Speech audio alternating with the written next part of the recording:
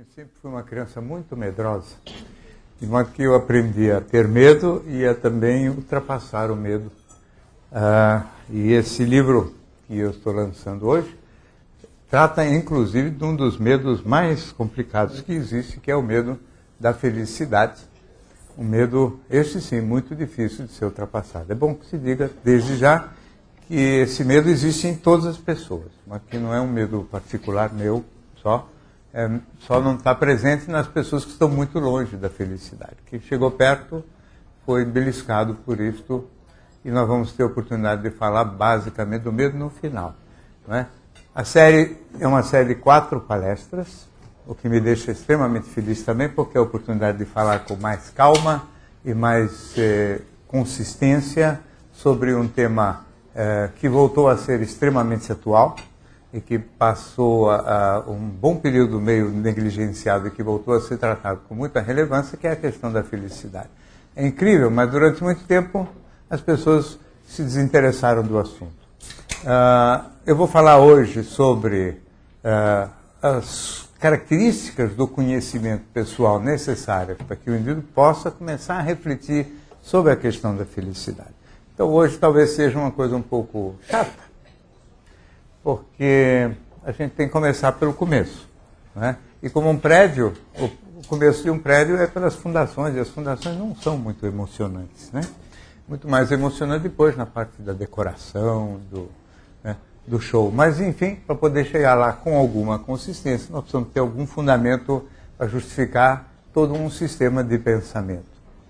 Depois, na semana que vem, vamos falar sobre a questão do amor e das amizades, como peça relevante para a felicidade. No terceiro encontro nosso, sobre os que eu chamo, daqui a pouco vocês vão entender melhor porquê, de prazeres positivos, que tem a ver com a questão dos prazeres do corpo, prazer sexual, prazeres intelectuais.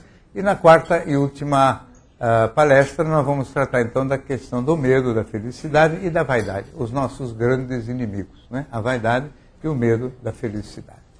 A questão do autoconhecimento, aparentemente é uma coisa simples, mas na realidade é extremamente complicado mesmo para os profissionais de psicologia. O tema é super controverso também, e não é todo mundo que pensa da mesma forma.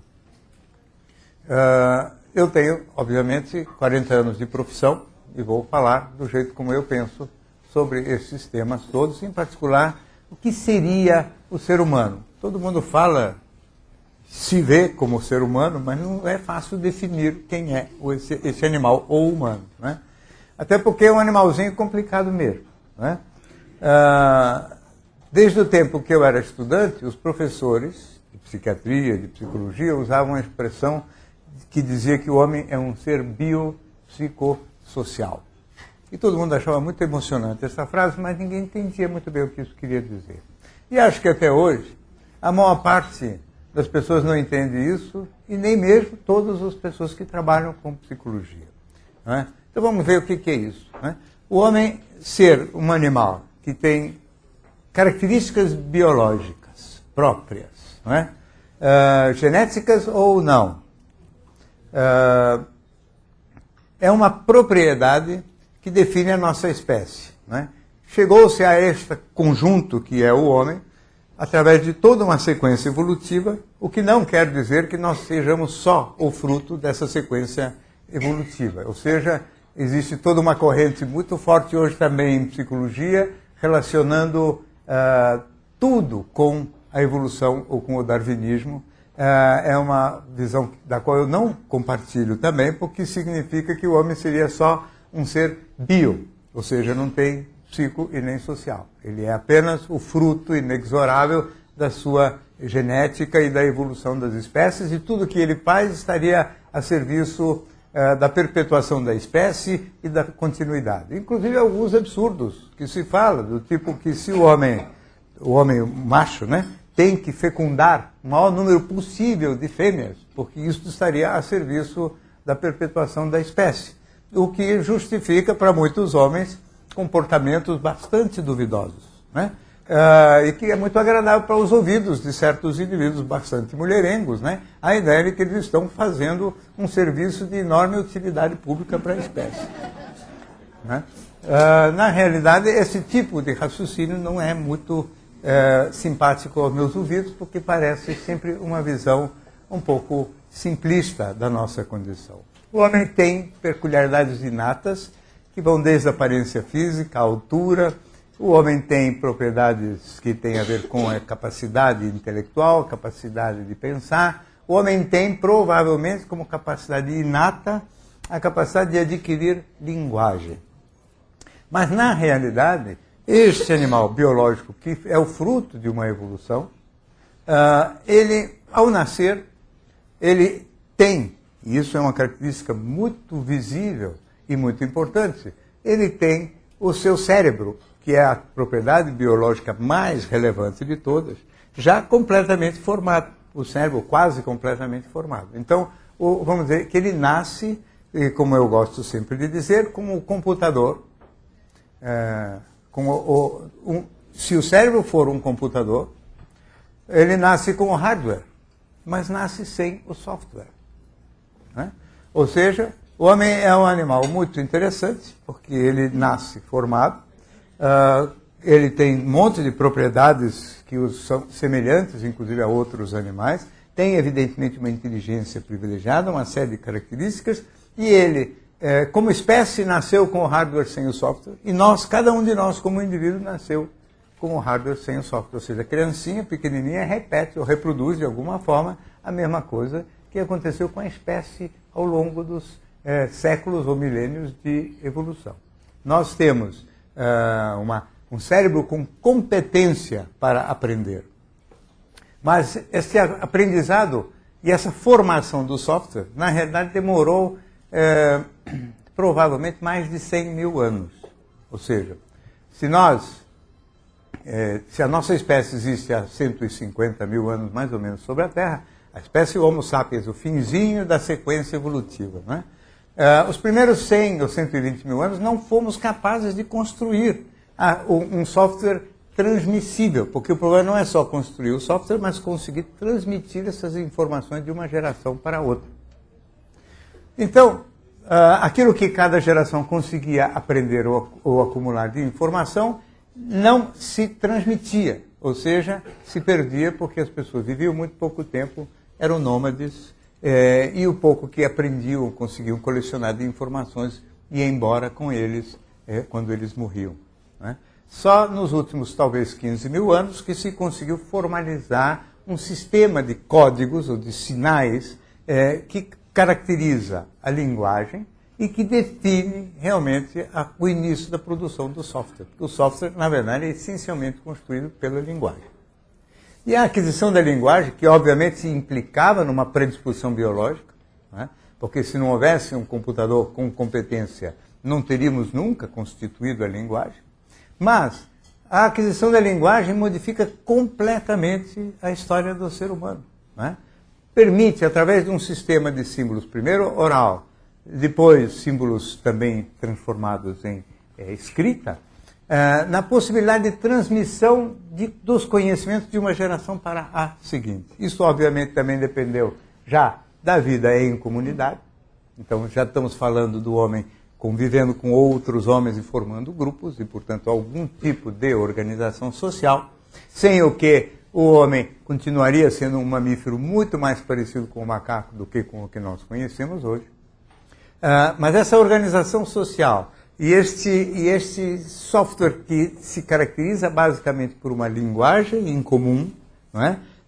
E transmissível de uma geração para outra, faz parte talvez da mais importante aquisição da nossa espécie. Alguma coisa em torno de 8 ou 10 mil anos atrás, ou 7, alguma coisa que também define o início da nossa história. Porque enquanto não tem isso, não tem história, porque a história significa a capacidade de transmitir de uma geração para outra conhecimento acumulado. Não é? A acumulação de conhecimento se dá de uma forma bem lenta no início para ganhar essa coisa galopante nas últimas décadas, principalmente ao longo do século XX, mas também já com sinais de aceleração a partir do XIX, do XVIII. Quer dizer, então vemos crescendo rapidamente o volume de informações acumuladas pela nossa espécie. Esse pensamento, porque esse conjunto de informações e correlações entre as informações, esta somatória de correlações entre um fato, outro fato, a gramática, como ela se constrói, quase sempre meio parecida em todas as línguas, o que é uma coisa muito interessante. E alguns linguistas dão ênfase muito grande a esse aspecto, né, de que tem que existir um elemento quase que inato ou biológico na questão da linguagem, porque quase todas as línguas têm propriedades mais ou menos parecidas. A aquisição da linguagem, de todo modo, ela permite a este equipamento a sua plena utilização. A linguagem, não sei se vocês também alguma vez já pensaram mais seriamente sobre isto, mas ela começa a ganhar vida própria, ou seja, os pensamentos se relacionam com outros pensamentos, a capacidade de pensar ganha abstração também, então a gente começa a poder imaginar um futuro, imaginar situações que não existem. Criatividade nasce a partir dessa capacidade de imaginar, não é? E o pensamento, portanto, vai ganhando uma tal autonomia que a gente não tem a menor sensação de que a gente pensa com o cérebro. Não é? Apesar de todo mundo saber que o pensamento é um produto da atividade química ou elétrica cerebral, não existe essa correlação tão direta entre a atividade cerebral e o pensamento, que os neurocientistas hoje, e que alguns neurologistas hoje insistem em querer aproximar, inclusive como se estivesse muito próximo o dia em que a gente vai saber como é que o cérebro produz pensamento. Isso não é verdade. Na verdade verdadeira, nós não temos a menor ideia de como é que o cérebro produz pensamento. E temos a sensação de que o pensamento é autônomo, não é? E porque ele é autônomo e não tem nenhuma relação direta com o cérebro, pelo menos como nós sentimos, né? Esse software sempre foi chamado de alma. Né? Agora as pessoas gostam de chamar de mente.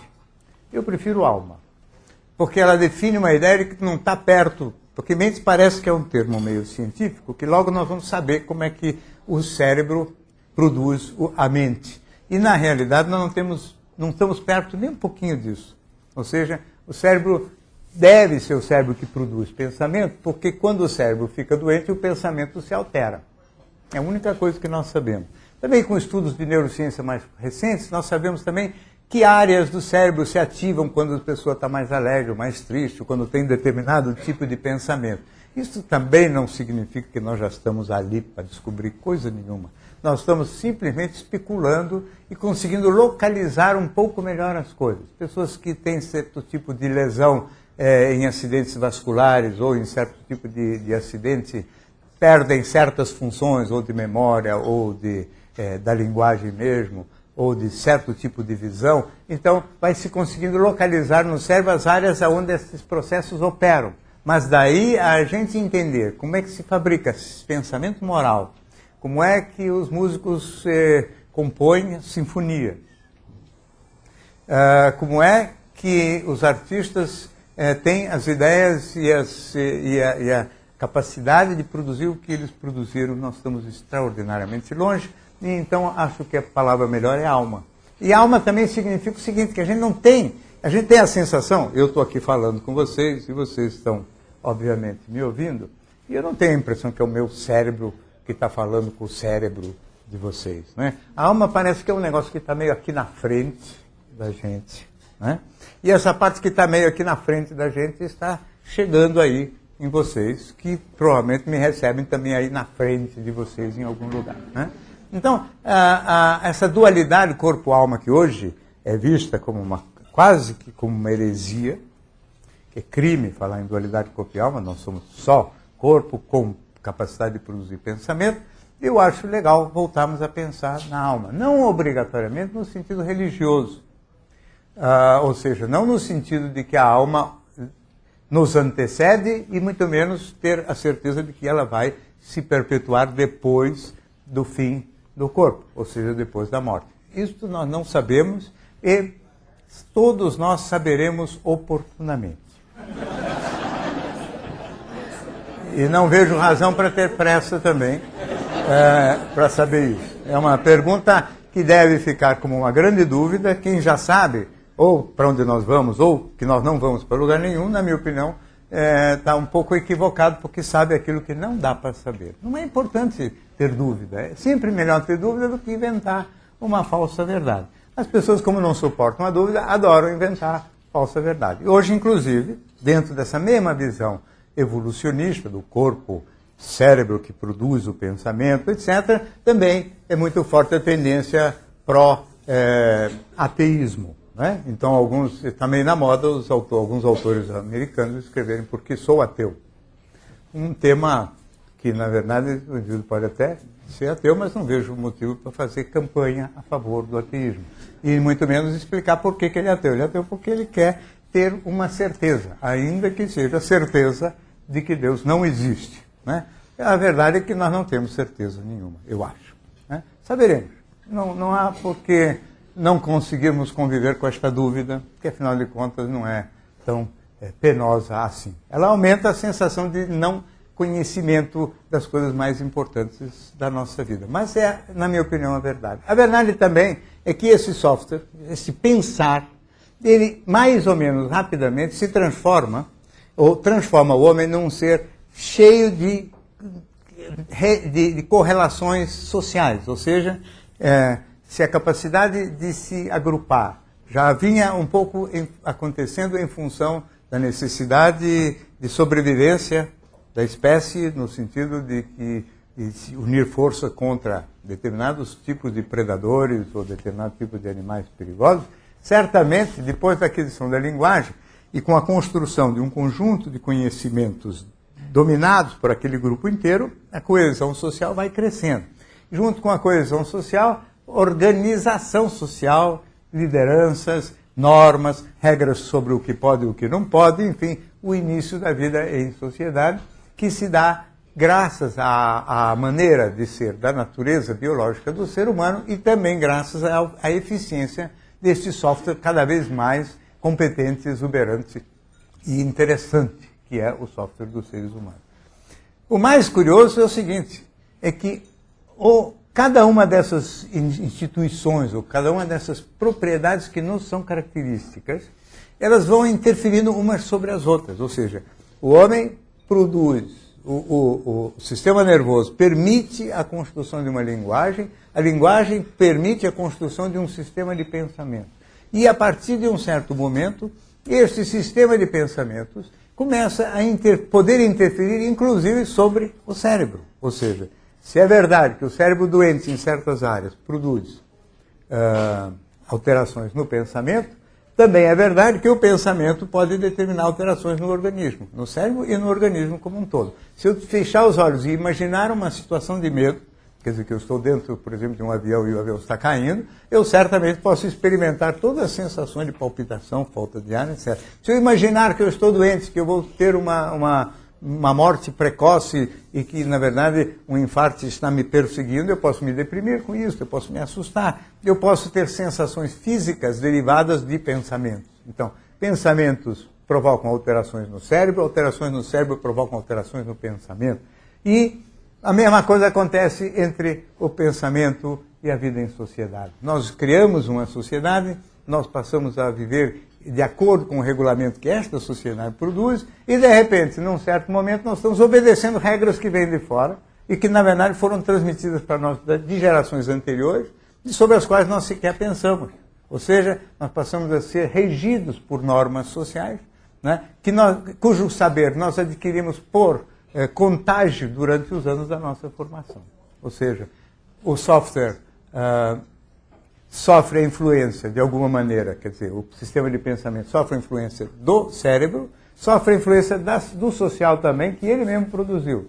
E ele tem algumas influências próprias. O software, ele depende, por exemplo, das circunstâncias familiares em que cada um cresceu. depende da existência ou não de certas doenças ao longo dos anos de infância. E, principalmente, depende de como cada criança pensa sobre as coisas que ela vai ouvindo e vendo ao seu redor, porque criança não é um ser passivo que incorpora tudo exatamente como a gente ensina. Tanto assim que a gente tem, de repente, 3 filhos e cada filho é de um modelo, né? Não saem todos iguais. Porque cada um tem uma biologia já própria e tem uma capacidade de entender as mesmas coisas que foram transmitidas para eles de forma peculiar. Todos sofrem mais ou menos intensamente a influência do meio que foi fabricado um dia por nós, porque o social é um produto do homem e, de repente, passa a ser também uma parte daquilo que influi sobre o nosso modo de ser. Quer dizer, nós fabricamos uma sociedade que depois, de alguma maneira, passa a mandar sobre nós. Principalmente porque nós fabricamos a sociedade, ou a sociedade se produz num determinado contexto, mas cada criança, ao chegar à Terra, ela vai recebendo a linguagem, os usos e costumes, e nesses usos e costumes vem a influência da família e vem também a influência da sociedade em que ela está se formando. Então ela tem o software o hardware que é de nascença, o software que é a produção dela mesma, e é também fortemente influenciada pela sociedade em que ela cresce, e nem sempre tem facilidade para se defender dessas influências. Ou seja, o ser biopsicossocial significa isso. Nós somos biológicos, nós somos psicológicos e nós somos seres históricos. Nós temos biologia, onde entra a genética, e não só a genética, mas outros elementos também, que podem ter a ver com a alimentação que a gente teve durante a gestação, problemas de doença que a mãe pode ter tido durante a gestação, quer dizer, um monte de problemas que podem influir sobre a biologia. Nós temos uma psicologia e nós temos uma sociedade, e em cada momento nós temos que saber quais os fatores que interferem naquilo que é o problema nosso de cada momento. As pessoas, mesmo muitos dos meus colegas, têm dificuldade de trabalhar com essas 3 variáveis. Então eles adoram defender uma das 3 variáveis. Então tem a turma do bio, a turma do psico e a turma do social, né? E também eu acho engraçado que não dá para misturar as 3 coisas. Então, fala assim, a obesidade. A obesidade ou ela é genética, né? Ou ela é relacionada com problemática individual, né? Adolescente, menina que não soube lidar com a sua sexualidade e engorda, ou ela é social, porque hoje o número de casos de obesidade está aumentando dramaticamente, como todo mundo sabe, né? Criando uma possibilidade de que a obesidade se transforme, ou esteja se transformando efetivamente numa epidemia, né? Então, afinal, é bio, psico ou social? É os 3. Né? No momento mais social, uma doença mais cultural, porque uma coisa que modifica a frequência de 15% da população para 60% da população em 30 anos é uma doença social. Nenhuma doença biológica pode quadruplicar em frequência em 30 anos. Né? Agora, depende da pessoa. Em certos casos ela é mais biológica, porque vem de uma família onde todo mundo é obeso. Então aí provavelmente não foi necessária a influência do social para que isso acontecesse. Outras vezes são elementos psicológicos, então cada caso é um caso, e a turma que defende sempre a biologia, né? Então, nós somos frutos da evolução da espécie, nós somos frutos de certas características que definem a nossa maneira até corpórea de ser, e é uma posição, na minha opinião, muito limitada. Aqueles que acham que tudo é psicológico sempre são pessoas que não veem que nós também somos biológicos, quer dizer, a depressão é um bom exemplo também, né? Depressão parece que tem a ver com o metabolismo da serotonina cerebral, quer dizer, um componente orgânico relacionado. Mas a depressão também tem a ver com determinados momentos da vida e da época e do sofrimento que cada pessoa padece. Então a depressão é mais frequente em hora de perdas amorosas, ou perdas afetivas em geral.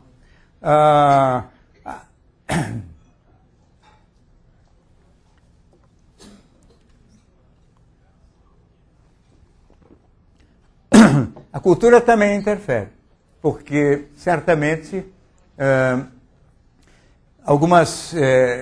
É possível que em algumas épocas as pessoas estejam tão sem referência, tão sem foco, tão sem guias, tão sem... eu vou ter que pedir para interromper isso, porque realmente me atrapalha esse negócio de ficar aqui na minha cara. Se fosse lá no fundinho, tudo bem, mas aqui não. De todo modo, voltando a falar da depressão, existe um elemento cultural também, porque em épocas, por exemplo, em que o individualismo cresce, como vem acontecendo agora, certamente o número de pessoas que se sente muito desamparado, muito sem referência, sem núcleo familiar, etc., também pode predispor para a depressão. Então nós temos elementos culturais, elementos bioquímicos e elementos psicológicos relacionados com a depressão. Em cada caso temos que saber definir e diferenciar. E qualquer teoria geral, dizendo que isso é sempre químico, sempre psicológico, ou sempre histórico ou culturalmente condicionado, é uma visão primitiva. Não tem por que fazer essa opção. Aliás, é outra opção que não precisamos fazer. Entre esse, eu fico com os três. Não tem que escolher. Essa ideia de ter que escolher é uma ideia simplificadora da condição humana, é uma ideia empobrecedora e que, na minha opinião, atrapalha terrivelmente o entendimento da nossa condição. Inclusive, esses elementos são absolutamente essenciais para nós podermos refletir sobre a questão da felicidade. Ou seja, nós vamos ter motivos de felicidade ou de infelicidade por força das três matrizes, tanto biológicas. O Schopenhauer era um filósofo do século XIX, e ele dizia que a maior dádiva que Deus pode dar a uma pessoa é a alegria de viver. Ou seja, tem gente que tem um bom humor, sem motivo, chocante, às vezes até irritante. Está tudo bom sempre. Isso também é faca de dois gumes, porque quando está tudo bom, o indivíduo não se preocupa em melhorar certas coisas que deveria trabalhar para melhorar. Então, a biologia influi, a psicologia certamente tem importância enorme e a cultura também. Tem horas em que a humanidade cria condições mais favoráveis para que as pessoas sejam felizes do que em outras. Então, eu gostaria de começar falando um pouco mais sobre a questão da felicidade mesmo, sempre tomando por base o fato de que nós somos criaturas que temos essas três matrizes, ou esses três pilares, um da nossa biologia, um da nossa peculiar forma de ser e de pensar e de sentir, e um da época e da cultura em que a gente cresceu, sem ilusões de achar que a gente não sofra a influência tanto da biologia quanto da história, ou seja, da cultura. Quer dizer, a psicologia, o indivíduo precisa ser psicologicamente muito forte, muito estruturado, para ser mais ou menos livre da influência tanto da biologia quanto da cultura. As pessoas excepcionais talvez sofram menos influência da cultura, por exemplo. Então, o indivíduo superdotado, ele nasce no interior do Amazonas, ele monta num burrico e ele vem. Chega em Belém, depois acaba chegando no Rio ou em São Paulo e faz a carreira que ele teria que fazer de todo jeito. Quer dizer, a ideia duvidosa de que não existiriam gênios perdidos por causa disso, porque o indivíduo genial ele acaba conseguindo encontrar um caminho para ele. Mas isso só vale para algumas poucas pessoas geniais. A grande maioria de nós sofre a influência da cultura da época e não tem as forças necessárias para se defender tão brilhantemente, a não ser que se processe todo um trabalho de crescimento e de amadurecimento psicológico e emocional, que no fundo é o trabalho e a pretensão do trabalho do psicoterapeuta e a pretensão do pouco que eu tenho vontade de transmitir a vocês aqui. De todo modo, a primeira coisa, falando de felicidade, é justamente defender a ideia de que a vida implica em sofrimentos. Ou seja, já começamos mal, Porque em vez de falar das coisas boas, eu vou começar falando das coisas ruins. Mas é absolutamente essencial isso, porque pensar em felicidade como uma coisa linear, quer dizer, uma linha horizontal em que tudo acontece o tempo todo às mil maravilhas, é realmente acreditar em Papai Noel e só serve para a pessoa depois ficar infeliz. Então, não ter uma visão realista acerca do assunto aumenta a chance da pessoa ser infeliz. A condição humana é uma condição difícil.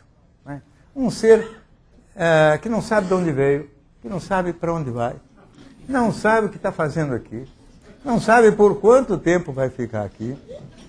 Né? É um desamparado, portanto, insignificante. Né?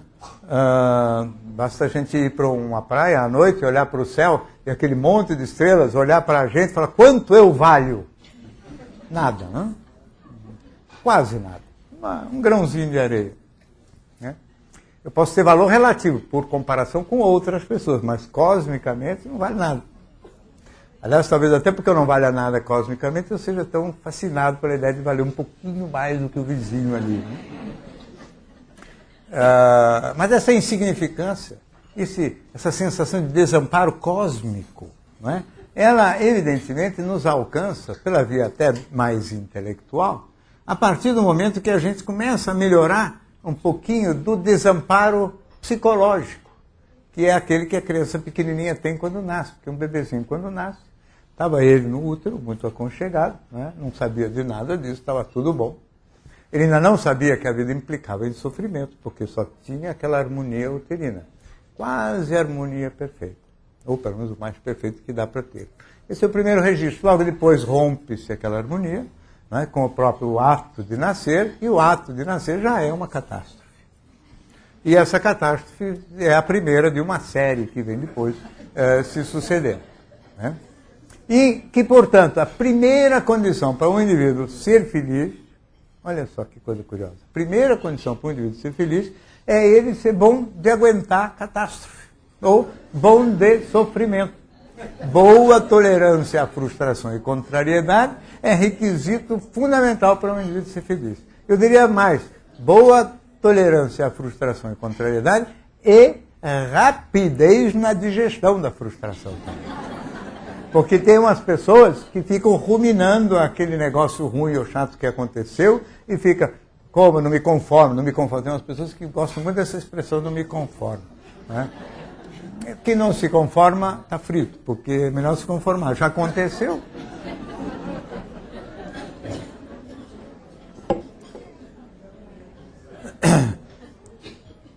As pessoas não se conformam com coisas que são as coisas da vida, ou com a morte de alguma pessoa querida, ou com tragédias naturais, cada vez mais frequentes também. É uma coisa terrível, mas a gente... quando eu digo que a gente tem que se conformar com essas coisas, não significa não tomar providências para minimizá-las ou para que no futuro elas até ocorram na menor frequência possível. Mas primeiro e antes de tudo precisa aceitar, com docilidade. As pessoas mais simples são mais dóceis, em geral. Né? Principalmente para a diversidade objetiva, circunstancial. Né? Eu sempre me lembro de algumas dessas enchentes em que pessoas mais humildes perdem tudo, né? E às vezes inclusive perdem filho. Né? E eles falam meio assim, né? Deus dá, Deus tira. Né? E aceitam com uma certa docilidade o trágico destino. As pessoas mais inteligentes, mais bem postas, costumam ser muito revoltadas. Não me conformo, não me conformo. E não se conforma azar, porque perdeu do mesmo jeito. Né? Então é melhor se conformar, aprender o que dá para aprender da experiência, quando aquilo que aconteceu de negativo possa depender parcialmente da gente, não é? E ir para diante. Quanto mais rápido for o processo de elaboração e digestão das adversidades, maior o tempo disponível para a pessoa ser feliz. Quanto maior o tempo gasto na digestão, inconformismo e na elaboração das frustrações e das coisas ruins da vida, menor o tempo que sobra para ser feliz. Essa cota de coisas ruins varia de pessoa para pessoa, é maior em umas do que em outras, mas estará presente em todas. Não há muito a chance da gente passar pela vida o tempo todo com tudo bonitinho em cima, sem nenhum fracasso, nenhuma derrota, nenhuma adversidade. Seria uma maravilha, mas isso não existe. Né? Então, é melhor a gente aceitar isso como parte inexorável do processo de viver. Estou falando do desamparo insignificante, mas isto vale também para as dores físicas em geral, ou seja, para a doença. É muito raro um indivíduo passar a vida inteira em pleno estado de saúde. Existem as doenças, e as doenças são sofrimentos, são adversidade. Não é? Mesmo para aqueles que não têm que padecer de desconfortos físicos mais crônicos e consistentes, do tipo fome, frio, falta de recursos para ter acesso à medicina e à odontologia, falta de habitação, quer dizer, não ter uma casa, não é? Enfim, coisas deste tipo que nós sabemos assolam e entristecem e subtraem a chance de felicidade de um enorme número de pessoas do planeta. Não é? Então, mesmo para aqueles que não têm este tipo de adversidade, ainda assim existem as dores da doença, porque as doenças não dependem de o indivíduo ter esses recursos elementares para a vida confortável. Né? Do ponto de vista da felicidade, nós podemos dividir os prazeres, vamos chamar assim, em dois tipos. Né? Os prazeres negativos e os prazeres positivos. Hoje só vou falar dos prazeres negativos. Né? Não, prazer negativo é bom também. Prazer é uma palavra que já quer dizer coisa boa. Hoje só negativo, porque senão na semana que vem não vem ninguém aqui. Né?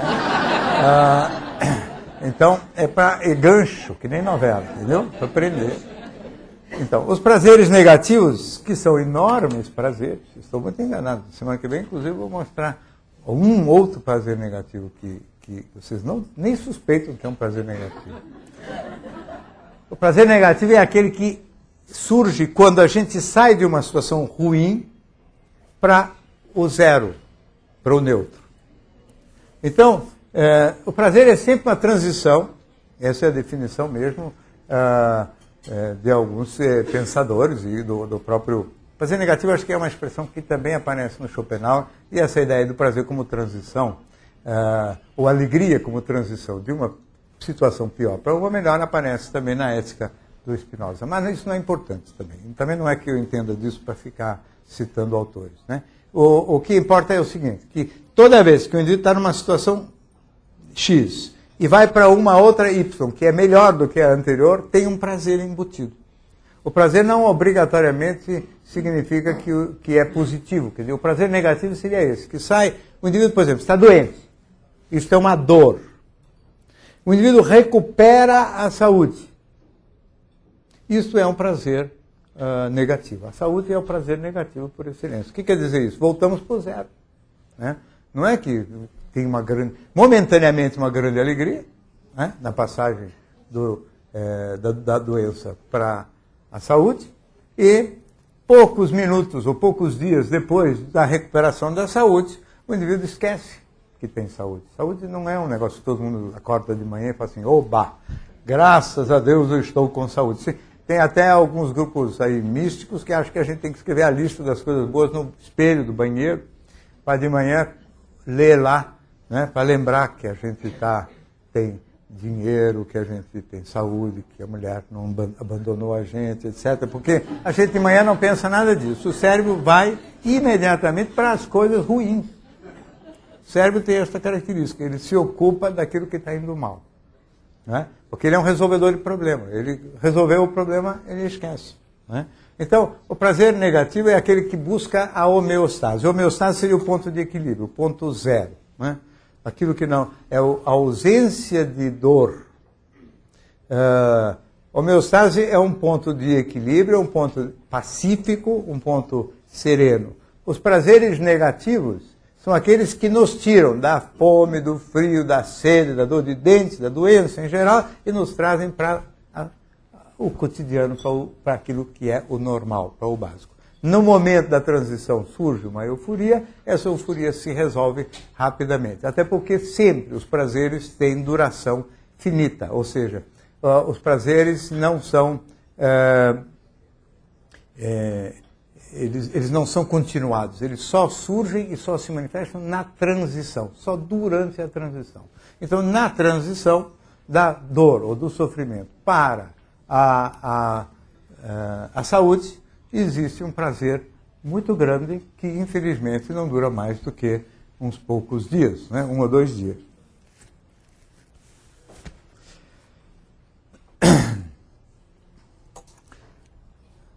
Os prazeres negativos, existe um em particular que é relacionado com o amor, que eu vou falar na semana que vem. Mas o prazer negativo, portanto, não é falar tudo hoje, acabou, são 4.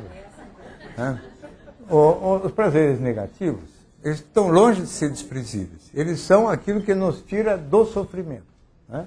E são uma sensação agradável de harmonia, de equilíbrio, de serenidade, de paz. Então, aquilo que a gente poderia chamar de ser, ou o estado de felicidade, é esse estado de equilíbrio, de harmonia, de paz. Quando nada de ruim está acontecendo. Isso seria estado de felicidade.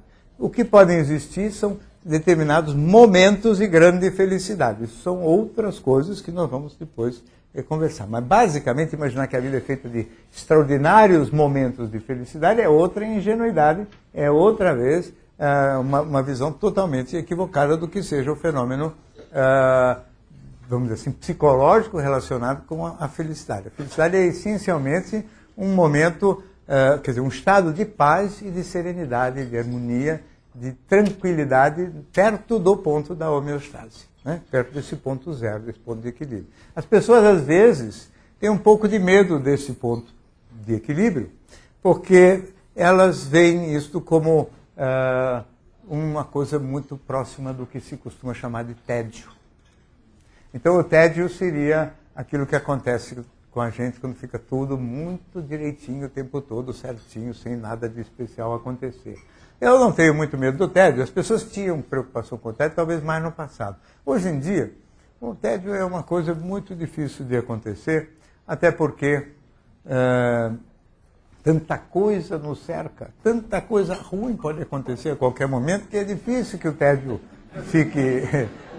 até é bom ter um pouco de tédio, né? Para ter tédio precisa ir assim, para uma estação de águas, ficar quietinho, parado lá. Porque aqui, na vida real, o tédio dificilmente acontece. O tédio também hoje pode ser resolvido por uma série de prazeres positivos que nós vamos falar depois. Eu queria só terminar esta consideração inicial falando um pouquinho só sobre a importância do dinheiro, né, na questão da felicidade. Só uma primeira observação da questão do dinheiro na felicidade. Evidentemente que a questão do dinheiro merece muita reflexão, principalmente hoje em dia. Mas na questão da felicidade, tudo leva a crer que, basicamente, o dinheiro está a serviço dos prazeres negativos. Ou seja, o dinheiro ajuda muito o indivíduo a não passar sofrimento.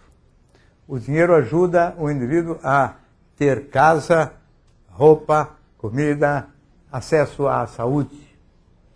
O dinheiro é fundamental, portanto, para que a gente saia da dor. E dificilmente tem grande relação com os grandes prazeres. O dinheiro não é fonte de prazeres muito importante. Ao contrário do que se fala e do que se pensa hoje, né? Que o dinheiro que vai trazer a felicidade. O dinheiro não traz felicidade, mas é melhor sofrer no Cadillac, etc. Tudo mentira. É melhor não sofrer. Né? Sofrer no Cadillac é melhor que sofrer no bonde? É, mas é sofrer igual. Melhor do que sofrer no Cadillac é ser feliz no bonde. Bom, depende, né, pelo jeito. Mas eu acho que sim. Também não precisa ser no bonde, até porque nem bonde mais existe. Mas, de todo modo, o que eu quero dizer é o seguinte, que todos os estudos mostram que a importância do dinheiro tem mais a ver com comparações. Quer dizer, um estudo feito recentemente em Harvard, que todos os livros sobre a felicidade, porque agora tem uma epidemia de livros sobre a felicidade. Até fiquei meio chateado com isso, porque eu comecei a escrever sobre esse assunto faz já uns 20 anos. E agora, justo quando foi sair esse, tinha essa epidemia de outros livros. Parece até que eu estou copiando dos americanos, mas não é, não.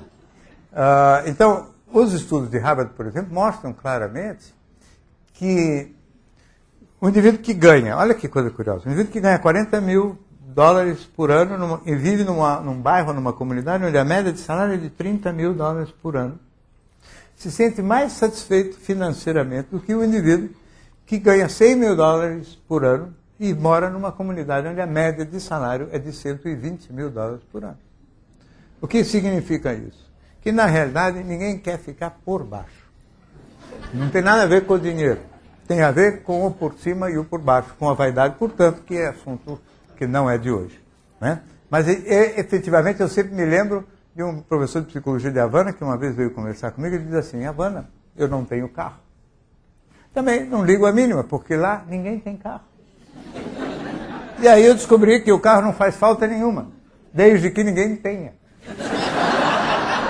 Agora, se os outros têm carro e eu não tenho carro, aí a falta de carro é fonte de grande infelicidade. Até muito poucas décadas atrás, ninguém tinha carro, ninguém tinha telefone celular, ninguém tinha coisa nenhuma, e ninguém era infeliz por causa disso. Mas, de repente, todo mundo tem e você não tem. Não é? Se não tem celular, você é um... Então, o problema é muito mais por comparação, e aí nós estamos diante das questões do ser humano como um ser social, sofrendo a influência da cultura sobre ele, e que certamente é um tema que não tem nada a ver com a questão efetiva do dinheiro como instrumento de felicidade. O dinheiro como instrumento de felicidade é para tirar a gente do sofrimento. Não é? O dinheiro como instrumento de prazer efetivo, positivo, é bastante duvidoso. Pode ser que em um ou outro momento nos dê algum tipo de satisfação a mais do que o básico. Mas certamente não tem a relevância que tem sido atribuído a ele.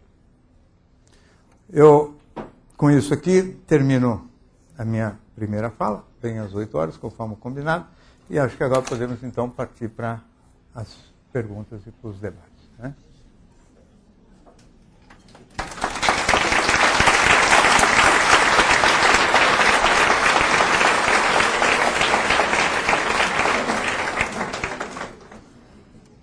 Lembrando que na próxima semana, então, nós vamos falar do amor e das amizades e a sua importância para a felicidade. Bom, estamos abertos às perguntas. Por favor, pedimos para serem breves e objetivos, de maneira tal que todos possam... Só mais um minutinho também. Participar. Os livros estão ali à venda e eu daqui a pouquinho, logo que terminar as questões aqui, então eu vou autografar esse livro do Dá para Ser Feliz, para quem não for embora rapidinho. Né? Muito bem lembrado. Então vamos passar para as perguntas, por favor.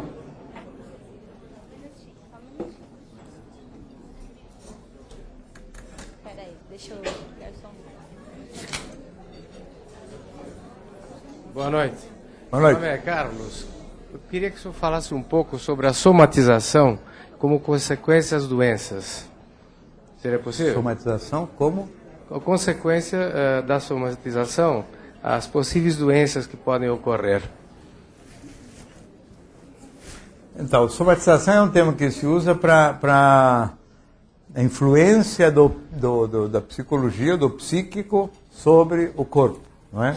Quer dizer, da alma sobre o corpo. Não é? Então, o estado de ansiedade, ou o estado de estresse, ou o estado de depressão, e o quanto isso pode fazer mal para o organismo, não é? Como um todo. Não há a menor dúvida de que pode, interferindo sobre várias partes do organismo, sobre funções e sobre órgãos. Então você tem hipertensão arterial, que pode ser muito comum em pessoas mais tensas, mas que também é mais comum em pessoas mais obesas e que não fazem exercício e que fumam, e às vezes o indivíduo mais estressado fuma, bebe, come e não se exercita, então ele tem uma série de malefícios que derivam disso. Também, muitos desses malefícios aconteceram por força de ignorância cultural. No caso do cigarro, por exemplo, nós só ficamos sabendo do malefício efetivo do cigarro nos últimos, talvez, desde os anos 60, não é?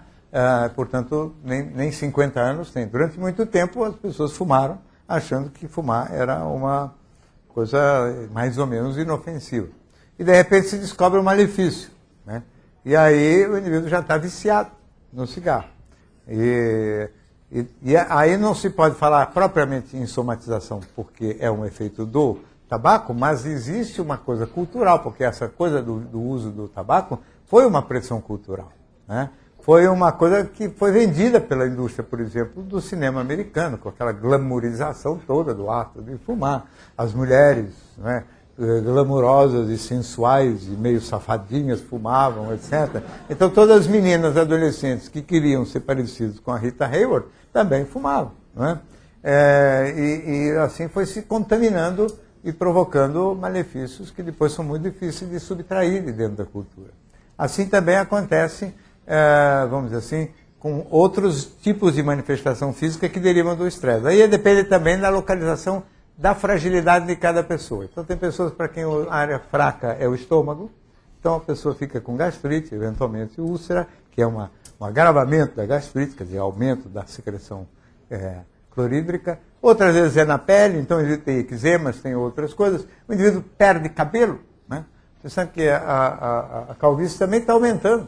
Talvez um pouco por força da poluição, que é uma obra do homem, e um pouco por causa do estresse também, né? E do nervosismo. Depressões elas geram também, não sei se pode ser chamado propriamente de somatização, mas existe. Colites, tudo pode acontecer no corpo por influência da alma. E é por isso que eu acho que essa separação entre corpo e alma continua sendo bem-vinda, apesar da gente saber que ela é, de certa maneira, simbólica, não é? Porque a alma sofre a influência do estado do cérebro. Mas, na realidade, a alma influi sobre o corpo muito mais do que os neurocientistas gostariam.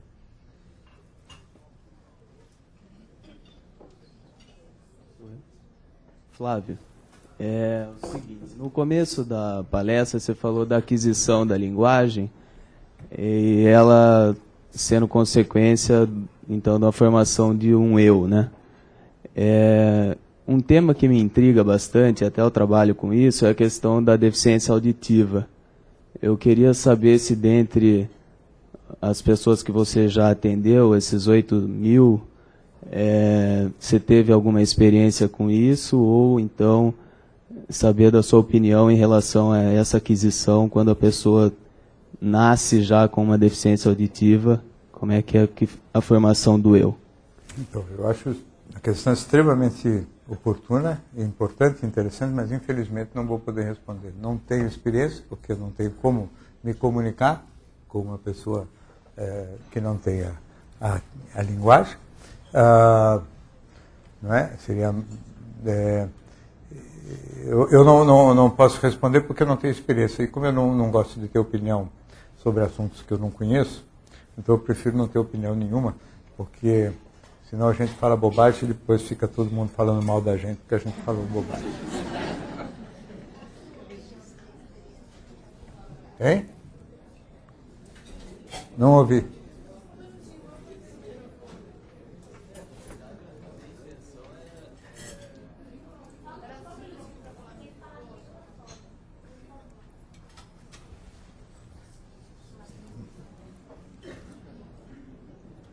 A minha intenção, na verdade, né, como eu sou psicólogo e estou aqui diante de uma pessoa que tem muito mais experiência do que eu gostaria de compartilhar essa questão, né, mas eu entendo a colocação dele também de não ter, né, passado por essa experiência, destinos diferentes.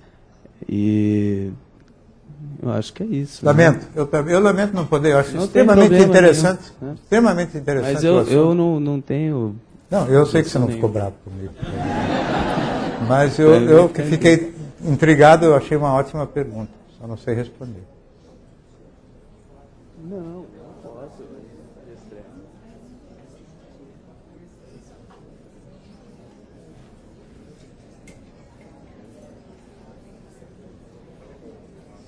Boa noite. Primeiramente, queria dizer da satisfação de estar conhecendo você pessoalmente, se me permite chamar de Obrigado, você. claro que sim. Que eu sou uma leitora assídua das suas colunas, então é um prazer. Então, e eu queria que você falasse então sobre o medo da felicidade, que você mencionou, mas acho que não falou e não sei então, se esse aí eu não falei o dia agora, né? Eu não falei porque é a quarta palestra. É no dia... Dá para dar uma palhinha agora? Não posso, mas é no dia 30 que eu vou falar isso, então eu estava aguardando sempre para deixar os ganchos aí amarrados para não ser abandonado. Mas, de todo modo, todo mundo que conhece o meu trabalho sabe que faz já quase 30 anos que eu venho falando disso, né? E de uma forma que é muito diferente da maneira como os meus colegas pensam, né? Porque a felicidade atrai, a gente tem a sensação da felicidade como atraindo uma catástrofe, atraindo a inveja das pessoas. A inveja pode ser até que atraia, mas não sei qual é o grau de influência do malefício que a inveja possa provocar.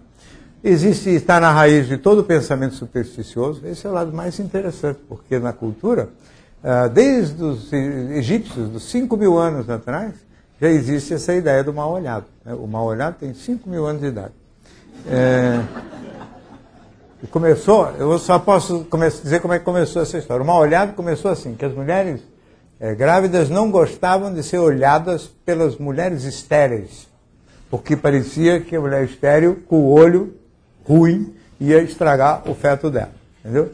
Então, naquele tempo, a reprodução, quer dizer, a mulher ser reprodutora, ou ter filhos, era a coisa mais importante, não é? As mulheres era a maior riqueza dos seres humanos, crianças, filhos e vacas, né? Então, e para ter vacas precisava ter os filhos para poder criar as vacas. Então, evidentemente, no Velho Testamento mesmo está escrito isso, né? Que o Jó, no livro de Jó, o Jó era um homem rico que tinha muitos filhos e muitas vacas. Eu penso que essa ideia de que a felicidade atrai catástrofe é uma coisa muito complicada e muito difícil, porque ela nos impulsiona para longe da felicidade. Quer dizer, se aqui é um caminho que deixa a gente mais perto desta felicidade, a gente, sem perceber, faz um desvio de rota para não chegar lá. E esse é o grande problema, quer dizer, é o desencaminhar da vida da pessoa por causa deste medo, né? E, na realidade, na última vez, no dia 30, eu vou falar mesmo sobre, principalmente, como a gente faz para não deixar que isso aconteça, que é o mais importante, né? Saber que existe é a primeira condição. E depois conseguir não se deixar escravizar por este medo. Boa noite. Meu nome é Vivian. Muito prazer em conhecê-lo, Dr. Gigovati. Eu gostaria que o senhor, por gentileza, se fosse possível, discorresse melhor a respeito da doença vascular cerebral. O acidente vascular cerebral. Eu não posso discorrer muito sobre isso. Não, é que o senhor falou alguma coisa, né? E eu gostaria, assim, que o senhor me explicasse melhor o que acontece com uma pessoa vítima de um acidente vascular cerebral. Então, na realidade, eu dei isso como exemplo da Pode ser, assim, poucas palavras. Da lesão orgânica sobre o modo como a pessoa pensa, vive ou opera. Eu sou um psiquiatra, não sou neurologista. A doença vascular é uma doença que é da especialidade neurológica ou neurocirúrgica, né? O que é o seguinte: conforme a região em que existe o acidente vascular, e existem dois tipos de acidente, tanto os hemorrágicos quanto os isquêmicos, de um jeito ou de outro, uma parte do cérebro é prejudicada, é lesada. E conforme a parte do cérebro que é lesada, você tem consequências, né? Se lesar uma parte temporal esquerda, por exemplo, o indivíduo fica sem fala. Se lesa certas áreas esquerdas, o indivíduo fica sem certos movimentos do braço ou das pernas.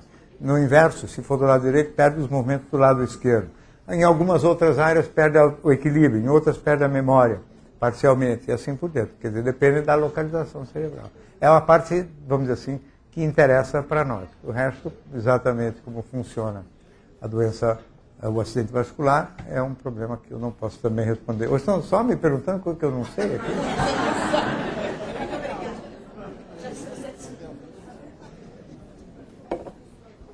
Boa noite. Eu tenho uma dúvida porque sempre a depressão está relacionada com o transtorno bipolar ou vice-versa, e esse uso de medicações é para o resto da vida. Então, a depressão é sempre um assunto muito importante quando se trata de felicidade, porque se o indivíduo não tiver uma depressão que deriva de alguma alteração química cerebral, realmente ele perde a capacidade de ser feliz, ou de se sentir bem, ou de estar em paz, mesmo quando ele tem todas as condições positivas e favoráveis para isso. Então a depressão tem muita importância na questão da felicidade, porque se o indivíduo não tiver, vamos dizer assim, quimicamente equilibrado, ele dificilmente poderá ser feliz, mesmo tendo todas as condições objetivas para isso. Na verdade, depressão é um assunto, doença bipolar é outro assunto, não é? Depressão seria doença unipolar, não é? Hoje é um assunto complicado porque está mudando de nome.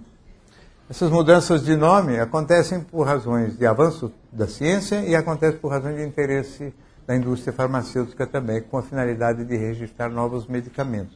Então, nem sempre é um avanço de conhecimento, né?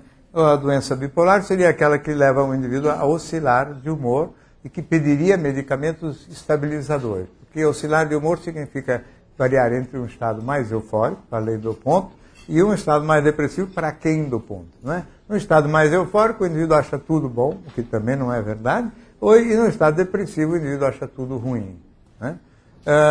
A doença bipolar, hoje todo mundo virou bipolar. Agora está na moda ser bipolar. Então aí medica-se com estabilizador de humor, às vezes estabilizador de humor mais antidepressivo, né? Os remédios usados como estabilizador de humor são os antigos remédios anticonvulsivantes, que também não é que se inventou muita novidade, não. Resolveu-se inventar a doença bipolar e os estabilizadores de humor são os remédios que antigamente tinham sido liberados para uso como anticonvulsivantes. Por qualquer razão, o número de convulsões ou de epiléticos está diminuindo, por razões que eu nem entendo, né? Está cheio de coisa que está diminuindo. Faz tempo que eu não vejo e não ouço falar de um epilético, né? É engraçado isso, porque sumiram os epiléticos. Os gagos sumiram também, não sei onde foram parar os gagos. Você vê como a cultura interfere sobre as coisas, né? Gago. Gente, a gagueira é uma realidade hoje, né? E quando eu era moleque tinha um monte, não é? Então, bom, seria também as paralisias histéricas, aquilo que foi o início da psicanálise, também desapareceu praticamente. Mas, de todo modo, as doenças depressivas, às vezes, requerem medicação por tempo indeterminado. A tendência hoje não é tratar assim. A tendência hoje é tratar com medicação junto com psicoterapia, verificar bem firme e determinadamente quais são as causas também situacionais que influem sobre a depressão. Ninguém mais acredita que tudo seja químico, como apareceu na época do Prozac, na época do lançamento do Prozac, que foi uma campanha maciça, inclusive na grande mídia, né, em torno da questão da felicidade química e de que o remédio ia ser o que ia resolver todos os problemas da depressão. Não aconteceu, para alívio de alguns de nós, eu, por exemplo, para desgosto de alguns que só trabalhavam com remédio, não é? Eu sempre trabalhei com remédio também, mas nunca achei que o remédio fosse o único caminho, porque essa opção entre o bio, o psico e o social eu nunca fiz.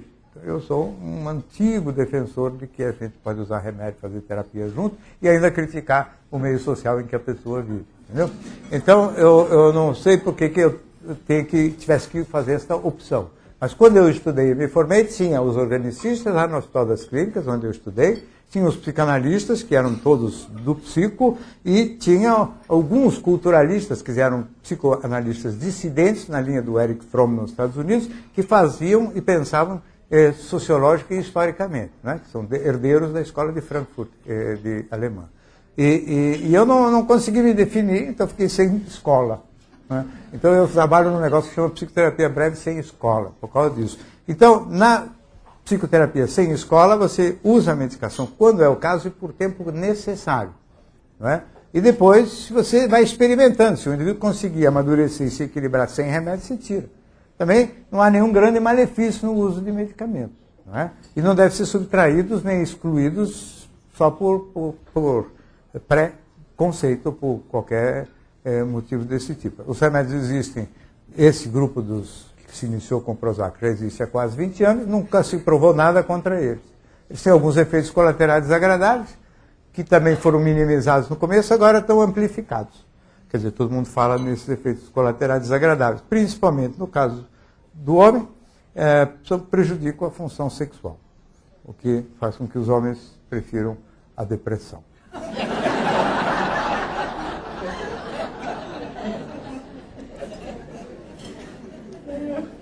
Não sei se deu para explicar a minha posição, né? Tem de tudo. Tem gente que acha que tem que medicar a vida inteira, tem gente que acha que não tem que medicar nunca, e tem gente como eu que acha que tem que medicar por um tempo, fazer uma terapia para fortalecer o ego. Os antidepressivos, na realidade, são eficazes, é bom que se diga também, só em 40% dos casos. Né? Essa ideia também de que o antidepressivo funciona sempre, é sempre uma maravilha, antes fosse. Apesar de ser contra o meu interesse, seria bom. Boa noite, professor Flávio. Meu nome é Carlito. Eu gostaria aqui que o professor comentasse aqui se existiu ou existe algum povo feliz. Se existiu ou existe algum povo feliz. Povo. Povo. Aí eu estou me referindo à cultura oriental e ocidental, tá? E uma frase de Platão também aí. Só pelo amor o homem se realiza plenamente.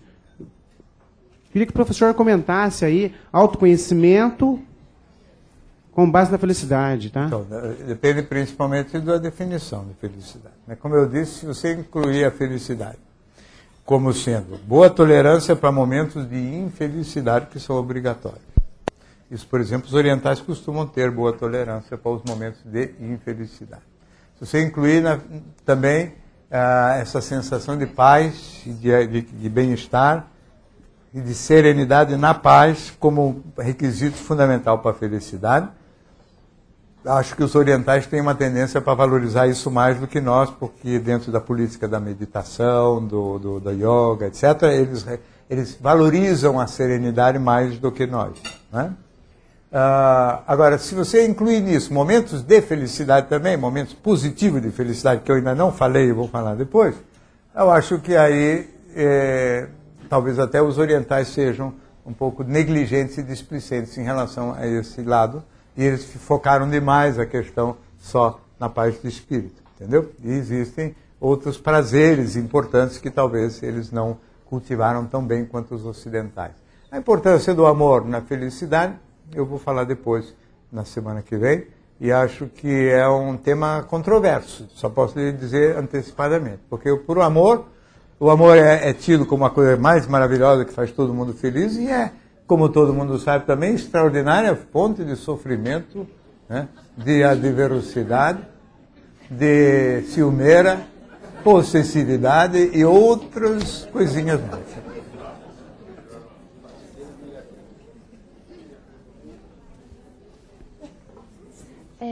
Só lá, aqui ninguém pergunta. Então, eu acho que a minha pergunta tem um pouquinho a ver com a dele. Que você falou, então, que o sofrimento é inevitável e que um dos pré-requisitos para a felicidade seria a gente ter uma boa superação das frustrações.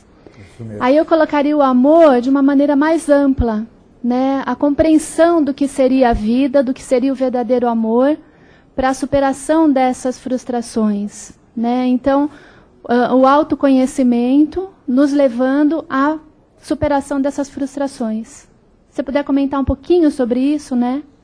Então, aí você sabe, aí já é questão de nomenclatura. O amor, o verdadeiro amor, e a palavra amor, ela é uma palavra que se usa quase como um coringa. Cada um usa de um jeito e cada vez com um significado diferente. Eu não sou muito simpático a esse uso múltiplo da mesma palavra, porque eu acho que o uso múltiplo da mesma palavra está sempre a serviço das piores causas, né?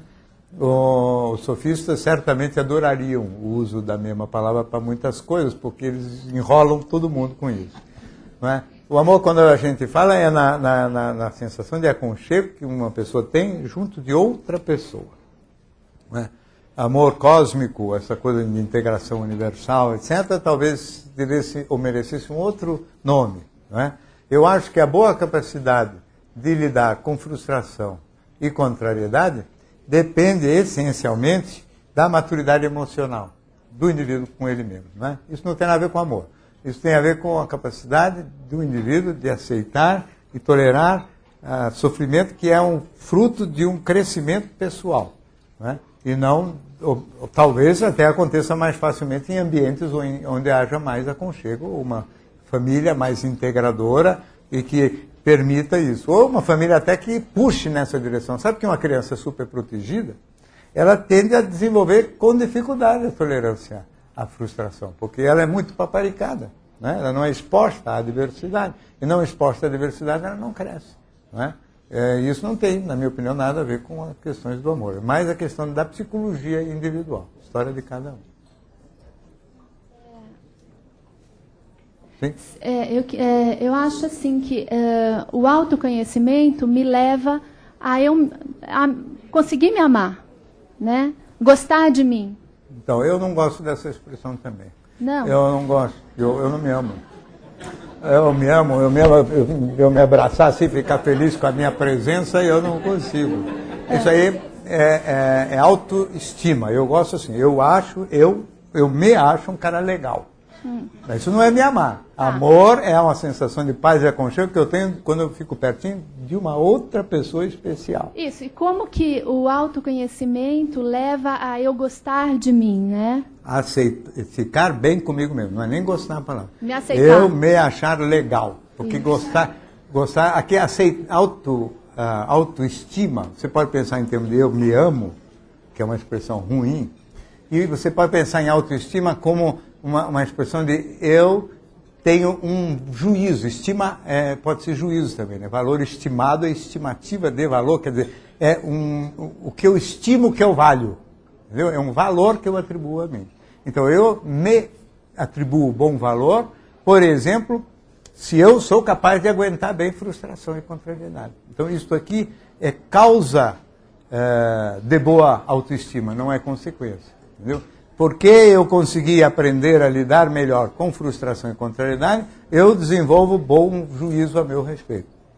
Você acha que é o contrário, né? Porque eu desenvolvo bom juízo a meu respeito, eu vou... E como é que eu desenvolvo bom juízo a meu respeito? Eu lhe pergunto.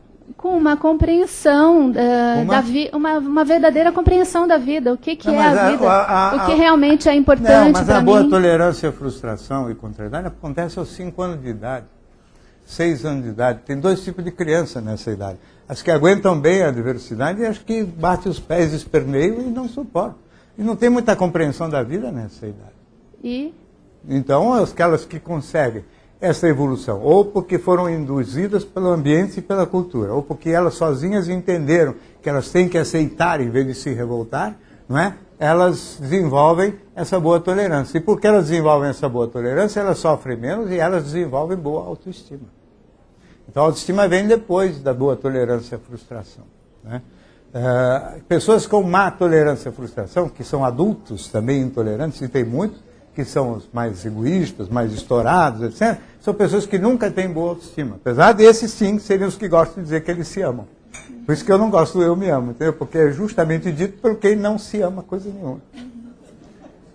E tem de si um juízo muito ruim porque sabe que é fraco porque não aguenta frustração. Quem não aguenta frustração, como é que a gente sabe quem não aguenta frustração? Quem briga, esperneia, grita.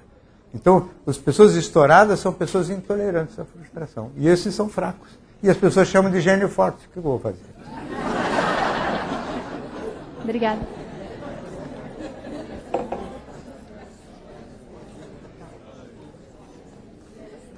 Boa noite, doutor.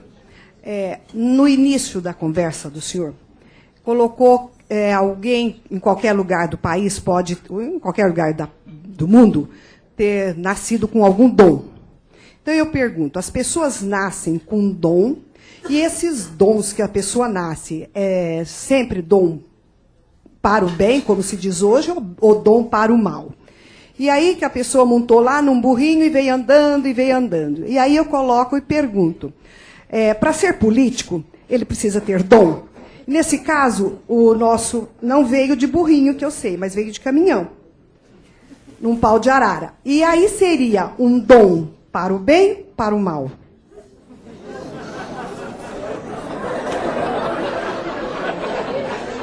A senhora está querendo me ferrar.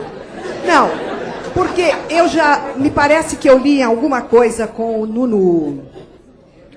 Nuno Cobra, que ele diz que a pessoa não nasce com um dom, mas a pessoa tem um objetivo determinado, ele é muito mais persistente, Obrigada pela ajuda. E ele chega a um objetivo.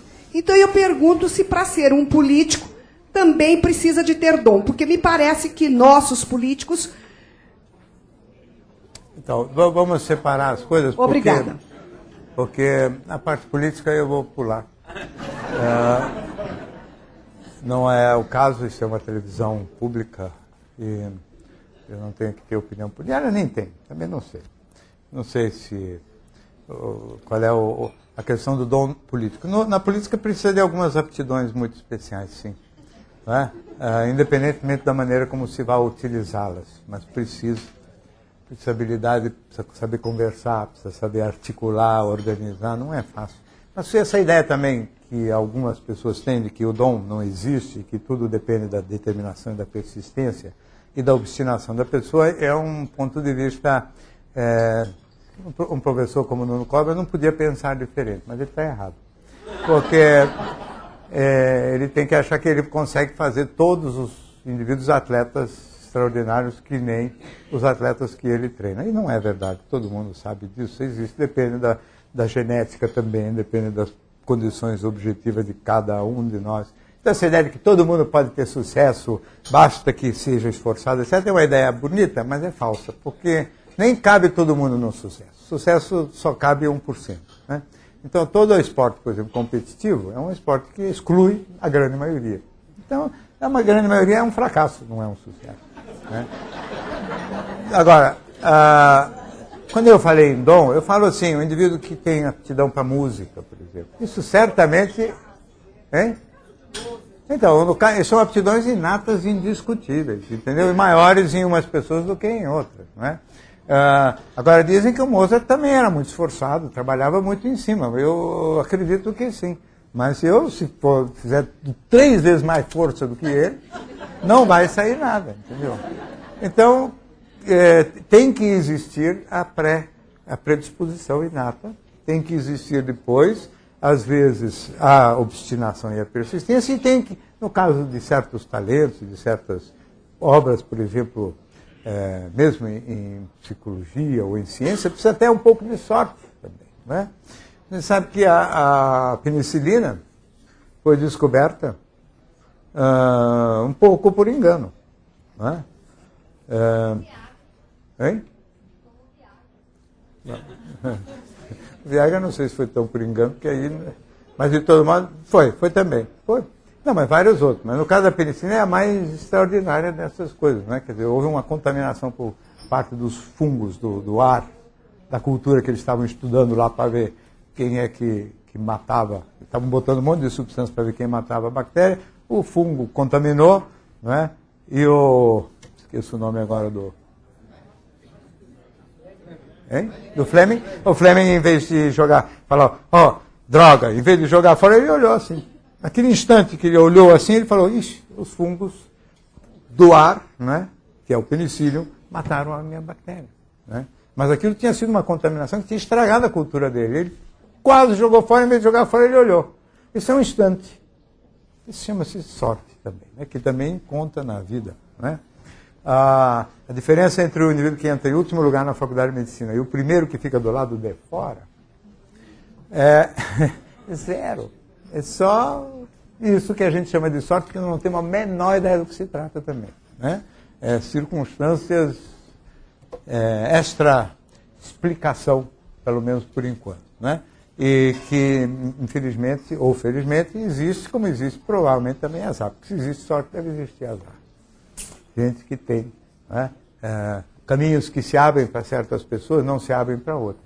Agora, que o indivíduo superdotado, né, é mais insensível às adversidades das condições nas quais ele nasceu e cresceu, isso eu não tenho dúvida nenhuma.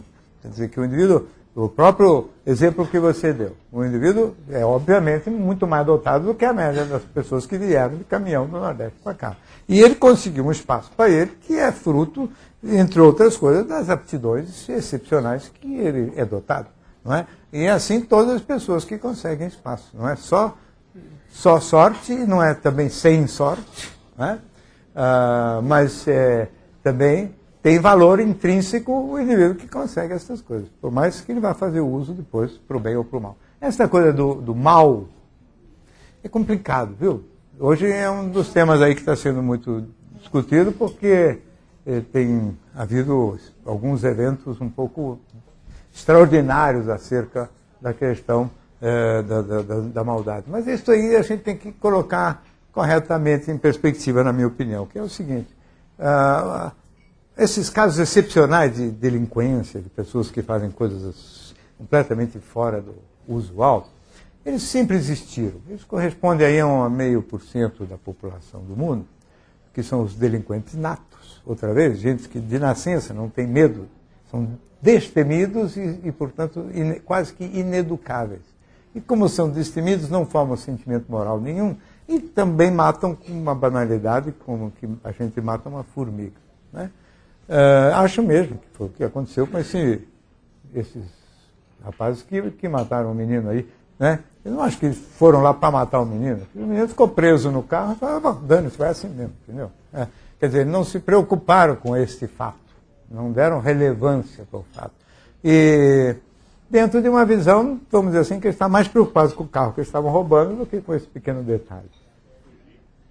Então, o que eu penso é o seguinte, que nessa questão da criminalidade extravagante também existe, fora as balas perdidas, que realmente aumentou, de fato, né? Existe a questão da mídia, quer dizer, a imprensa amplifica coisas extraordinariamente. Né? Sempre existiram esses casos, mas não virava assunto de manchetes e matérias, e a televisão, principalmente, precisa desses assuntos para se abastecer. Então eu fico na dúvida quem é mais, se é a sociedade que está piorando, se é a própria cultura que está também piorando, quanto a influência dos meios de comunicação está realmente agravando, inclusive. Porque eu acho que quanto mais mostra isso, mais bala perdida tem. Né? Eu não sei aonde vai parar. Estava vendo hoje de manhã, ainda no jornal, no jornal da televisão, né? Enquanto na guerra do Iraque morreram, no mesmo período em que na guerra do Iraque morreram 3.000 soldados americanos, falava pretexto da visita do presidente americano, né? No Brasil, por homicídios, morreram 200.000 pessoas. Então a guerrinha aqui não tá nada desprezível, né? Nada fraca. Essa é uma triste realidade sobre a qual eu também não sei falar. Só fico muito triste, porque vejo que está piorando. Também não vejo também nenhum sinal iluminado com isso aí.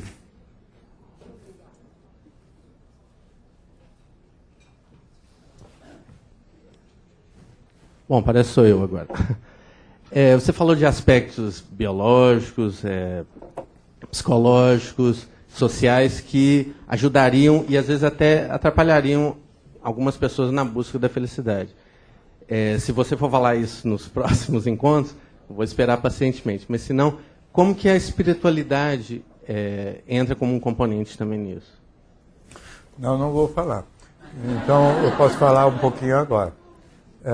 Não vou falar, quer dizer, não está nas minhas fichinhas aqui, na minha programação, porque é um ramo que eu respeito, mas eu não me aventuro, até porque eu sou um profissional de psicologia e tenho formação muito limitada na questão dos estudos da espiritualidade. E também não acho que é o caso de eu ficar aqui falando da minha. O que eu acho é o seguinte, muitas pessoas que têm uma visão mais espiritual do mundo aceitam com mais docilidade certas adversidades inexoráveis da vida. Né? Então elas se conformam um pouco melhor. Isso quando tem uma religiosidade um pouco mais verdadeira, porque eu também já vi gente assim, sabe, que perdeu o filho, ainda antes de nascer, quer dizer, na gravidez, né, falar que brigou com Deus, porque se Deus existisse, aquilo não teria acontecido. O que eu acho uma religiosidade muito atípica, porque significa que eu só acredito em Deus, isso me dou bem com Deus, enquanto Deus me obedecer. Não é? Isso não é como eu vejo. Não é? Eu acho que a visão religiosa do mundo, no sentido amplo do termo, e não ligada a essa ou aquela religião, e nem mesmo a um dogmatismo de seguidor de rituais obrigatoriamente, mas a visão religiosa do mundo ajuda o indivíduo a algumas coisas, né? Na minha opinião. A primeira, a ter uma visão um pouco mais, talvez, humilde e um pouco mais paciente em relação às dúvidas e às coisas que a gente não conhece. Né? Um pouco mais ciência e consciência dos limites daquilo que a gente pode tentar interferir e daquilo que não cabe a nós influir. Né? E que é uma das coisas muito importantes do ponto de vista do uso da razão, que você não se intrometa, né, em querer controlar o incontrolável. Nas coisas do amor, muitas vezes acaba acontecendo isso. As pessoas, na verdade, sofrerem muito por querer controlar o outro, né, que é uma criatura, o outro é o outro, né, ele não está sob possibilidade de controle, pelo menos como a gente gostaria. Então, essa humildade de aceitar os limites de competência, eu acho que tem um pouco a ver com a visão religiosa do mundo. Quer dizer, eu gosto da ideia da aposta, da ideia do Pascal, a aposta que se fala da aposta do Pascal. A ideia de Deus é uma boa ideia até se Deus não existe, entendeu? Porque justamente ela nos ensina que nós, sabe, ou é Deus que cuida de certas coisas, um filho que está à noite de noite na noite, né? É um filho que está na noite, ou é Deus que está cuidando, ou ninguém está cuidando, porque eu não estou, entendeu? Então, a ideia é essa, quer dizer, a gente aposta que Deus existe, mesmo sabendo que isso é uma dúvida a ser, como eu disse, resolvida oportunamente, né? E acho que é uma visão que deixa a gente um pouco mais humilde quanto aos limites da gente. Acho que as pessoas que têm uma visão muito pouco, ou muito excessivamente materialista, acabam desenvolvendo uma certa arrogância em relação ao conhecimento, em relação às suas próprias ciências, né? Já vi isso em gente próxima de mim, né? Ao longo dos anos da minha infância e adolescência, sabe, o marxista que tem certeza que Deus não existe e que a história marcha para não sei aonde, entendeu? E parece que a história virou um Deus aí, né? O Deus história. Eu estou vendo isso acontecer agora com esses evolucionistas outra vez, né? Que Deus não existe. Não estou com isso defendendo a ideia norte-americana de que tem que proibir o Darwin nas escolas, não. Eu acho isso aí o fim da picada, entendeu? Mas também não é porque a evolução possa ter existido que também isso já prova cabalmente que Deus não existe, né? Os argumentos contra a existência de Deus são os mais lógicos, humanos, terrenos e primitivos, tanto quanto os argumentos a favor. Eu acho melhor a gente ter humildade e esperar um pouquinho, saberemos logo. Não precisa resolver esse assunto. Não precisa resolver. Agora, para viver, a ideia de que existem fenômenos outros, além daqueles que o homem ativa e atua ou faz acontecer aqui, me parece mais do que evidente, né? Quem já viveu um número de anos razoável, como é o meu caso, sabe que muita coisa aconteceu de esquisito na vida que eu não saberia explicar de uma forma tão lógica. E nem gostaria de sair correndo explicar, não é? Tem tudo nesse mundo aqui, coisas esquisitas de todo tipo. Ter a mente em aberto, eu acho que ajuda mais do que você fechar questões, entendeu? Ter certeza, por exemplo, que Deus manda e coordena tudo ao seu gosto, não resolve muita coisa, porque nós não sabemos qual é o gosto dele. Também a certeza de que ele não existe, eu acho que atrapalha muito. Então vamos ficar com uma visão religiosa do mundo nesse sentido. Eu não mando em coisa nenhuma. Eu tenho um monte de dúvidas e eu vou aqui vivendo com as minhas dúvidas e aguentando isso. É um dos sofrimentos, uma das adversidades que o indivíduo tem que aprender a conviver com a dúvida. Aprender a lidar com a dúvida é um grande avanço emocional, na minha opinião. Boa noite. Eu ia comentar justamente sobre isso, esse comentário que o senhor fez no começo da palestra sobre o evolucionismo. O senhor havia comentado, se não me engano, que não achava que o evolucionismo podia justificar essa superioridade humana em relação a ter adquirido a linguagem, essa questão. Mas eu sou médica como o senhor e nós, na faculdade, acabamos por entender que não, ao contrário, que sim, a evolução acaba justificando tudo e que mesmo aquelas coisas que você acha que não faria sentido, você acaba descobrindo ali em nível molecular que não, até o aparecimento da linguagem, as conexões neurológicas poderiam ser uma evolução natural, sim. E nesse caso, a natureza explicaria tudo, e que nós estamos aqui realmente por essa linguagem, seria um acaso, né? Então, não sei se era isso mesmo ou o senhor pensou diferente, se eu me enganei. Eu penso diferente.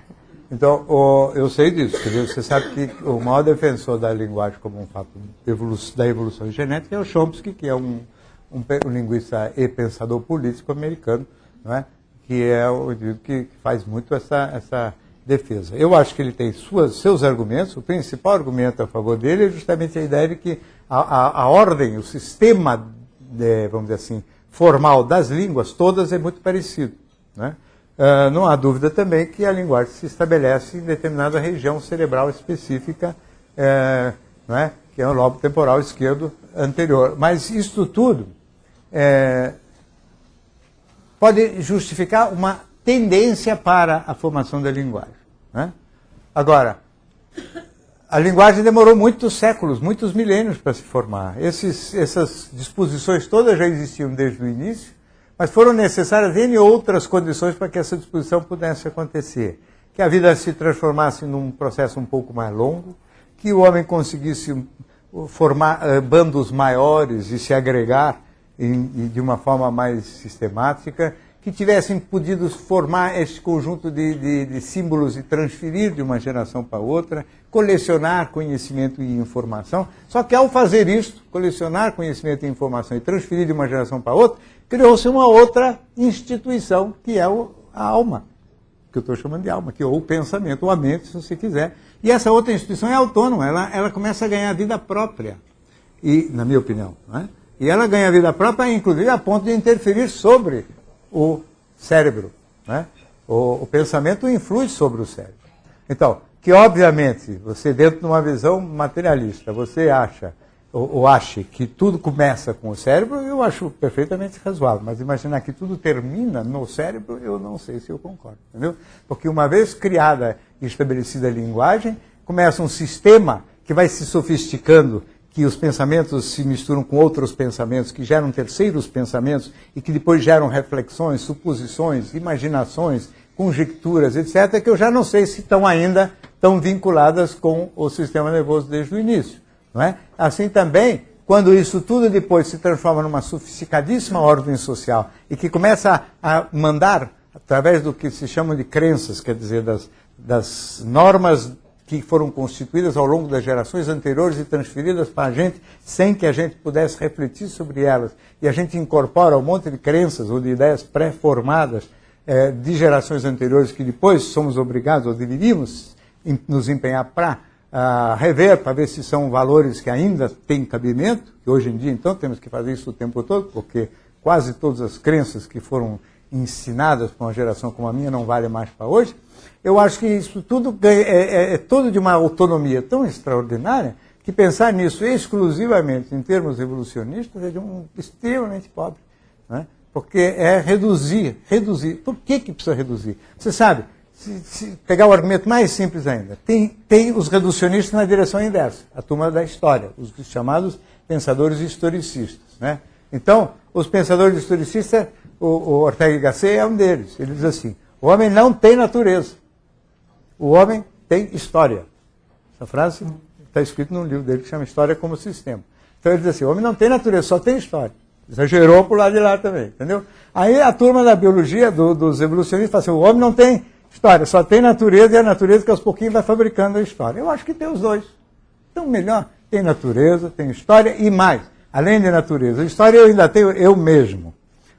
A minha história pessoal, o pai que eu tive, a mãe que eu tive, o país que eu nasci, as circunstâncias de saúde ou de doença na qual eu cresci, a maneira como eu aqui dentro da minha cabeça, resolvi pensar sobre as coisas.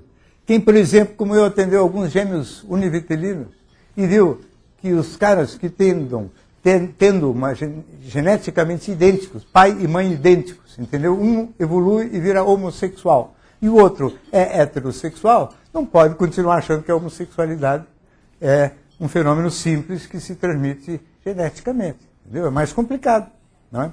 Aliás, a transmissão genética da homossexualidade é um problema, porque homossexuais não têm filhos, como é que faz para transmitir isso geneticamente?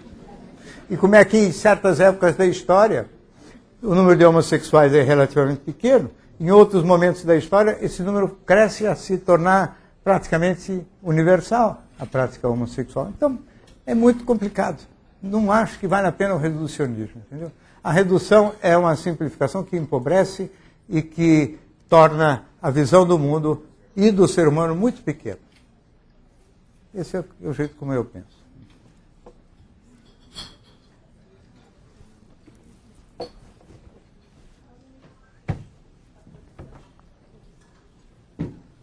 Boa noite. Eu queria fazer uma pergunta sobre felicidade, né? O ser humano ele vive buscando a felicidade durante o longo da sua vida. E a gente sabe que, como ser humano, a gente tem um tempo limitado e as coisas da vida também têm um tempo limitado. Então, a gente vive a grande angústia de saber que um dia isso acaba, ou de uma forma ou de outra, um grande amor, pessoas que a gente ama vão embora. E a gente... Então, aquilo que a gente tem, quando a gente tem a felicidade, a gente passa um tempão angustiado, com medo de perder aquilo que a gente tem, né? Que é importante para a gente, que a gente acha que é felicidade. Então, na verdade, a felicidade consiste na paciência, na tolerância, em saber lidar com as dificuldades da vida.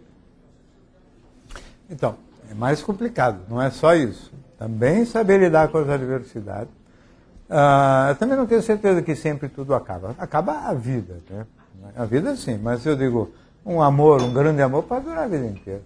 Também vocês ficaram numa geração aí que não acredita mais em nada, né? Sim. Então, eu acho que pode sim, né? Pode durar até que a morte o separe. Aí vai ter sofrimento, né?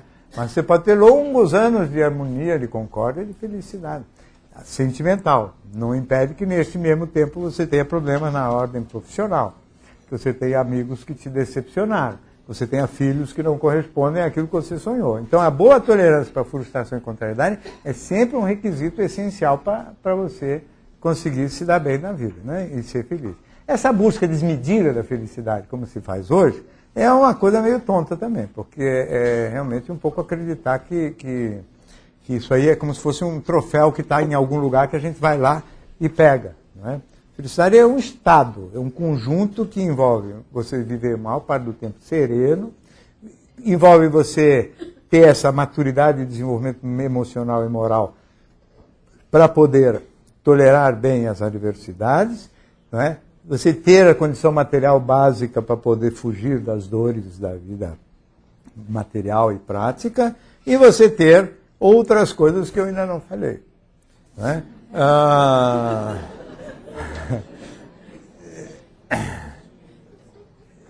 E tudo isso, evidentemente, não vai e vem, quer dizer. Então, essa ideia de imaginar uma linha horizontal em que tudo é maravilhoso, tudo acontece o tempo todo de uma maneira maravilhosa, é muita ingenuidade. E essa não deve ser a busca, né? As pessoas não deviam buscar esta felicidade. As pessoas deviam buscar uma maneira de viver harmoniosa, serena, com picos de muita felicidade.